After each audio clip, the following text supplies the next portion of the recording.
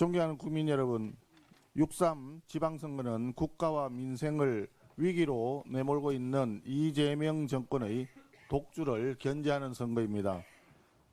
지금 민생경제 현실이 너무도 차갑습니다.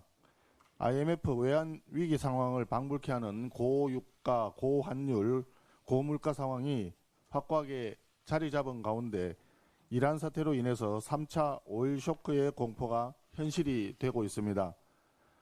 코스피가 많이 올랐다고 하지만 실물 경제는 차갑게 얼어붙으면서 기업들의 투자 위축과 고용 한파는 그 끝이 보이지 않고 있습니다. 이재명 대통령은 현란한 SNS 정치로 수도권 부동산 가격 폭등과 전월세 대란의 현실을 가리기 위해 애쓰고 있지만 자영업자, 소상공인들의 냉혹한 현실에는 눈을 감고 있는 실정입니다. 국민의힘은 국민과 함께 이 같은 이재명 정부의 경제 실정을 반드시 견제하도록 하겠습니다. 이재명 정권은 전과 22범의 범죄자 주권 정부도 모자라서 경찰관 폭행범, 선거법 위반범, 댓글 조작범 등 다양한 범죄자들을 지방정부를 지배하는 범죄자 지방정부 시대를 만들려고 하고 있습니다. 윤리와 상식의 위기를 초래하는 부도덕한 권력 행사를 국민과 함께 견제하도록 하겠습니다. 거대한 의회 권력을 악용한 사법 시스템 파괴, 방송과 언론 장악, 수사기관 해체 작업도 멈추지 않고 있습니다. 대통령 개인의 범죄 행위를 없애기 위한 공소 취소 운동과 이를 위한 국정조사권 남용도 서슴없이 자행하고 있습니다. 대한민국 민주공화정의 존립을 위협하는 헌정질서 파괴를 반드시 견제하겠습니다.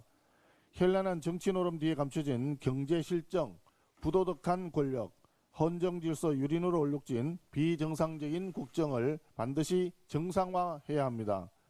이제 국민의힘은 과거를 뒤로하고 미래로 나아가겠습니다. 나라의 미래를 걱정하는 모든 국민들을 하나로 결집시켜 6.3 지방선거에서 승리하고 이재명 정권의 독주를 견제할 수 있도록 국민 여러분들께서도 뜻을 모아주시기를 간곡히 당부드립니다. 이란 전쟁으로 국제 유가와 환율이 동시에 상승하면서 우리 경제를 둘러싼 대외 충격이 확대되고 있습니다. 3차 오일 쇼크는 이미 현실화되고 있고 물가 상승과 경기 침체가 동시에 나타나는 스태그플레이션 위험이 고조되고 있습니다.